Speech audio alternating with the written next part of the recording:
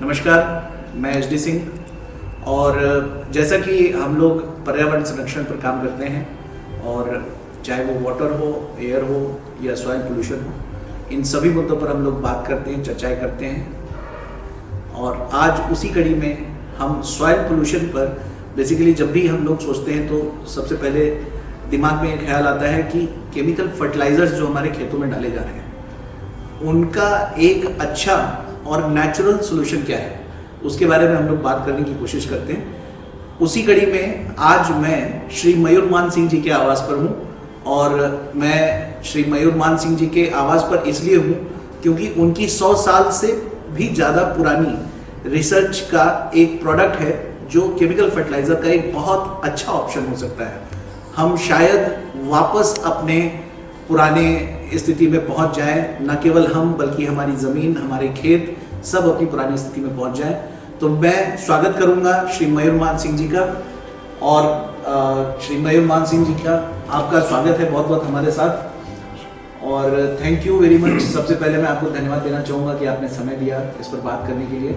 और आपसे बात करके जो भी हमें अभी तक पता चला है, हम चाहते हैं कि जो भी बातें हम लोगों ने आपस में डिस्कस करी हैं वो सभी तक पहुंचे हैं, क्योंकि ये ऐसी बातें हैं जो सबकी भलाई के लिए है, बिल्कुल ना, किसान के लिए है जी।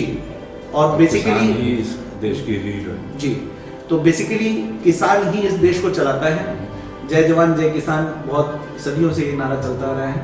तो हम सबसे पहले आज बात करना चाहेंगे कि हम जिस प्रोडक्ट की बात कर रहे हैं उसके बारे में एक संक्षिप्त विवरण दे दीजिए और उसके बाद फिर हम इसकी हिस्ट्री जानेंगे, इसकी क्या जर्नी रही आपको इसका डेवलप करने के लिए, और फिर बात करेंगे कि इस प्रोडक्ट से किसान को फायदा कैसे पहुंचता है। तो सबसे पहले ये प्रोडक्ट क्या है और इस प्रोडक्ट के पीछे का क्या मूल उद्देश्य है उसके बारे में आपसे जानना चाहेंगे।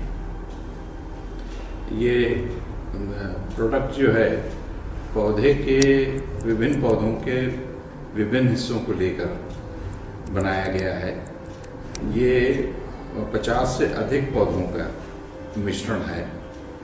ये ध्यान में रखते हुए कि जो हम एक बेस बनाते हैं जी, मीडिया कल्चर देते हैं जी, किसी भी माइक्रोब्स को, किसी बैक्टीरिया को, किसी वायरल के डिफरेंट बैक्टीरियाज हैं इनको ग्रो करने के लिए, तो उसी तरीके से सॉइल के जो माइक्रोब्स हैं जी, उनको ग्रो करने के लिए एक मीडिया कल्चर की आवश्यकता होती है जो नेचर ने स्वयं बना रखी है, जो जंगलों में पाई जाती है।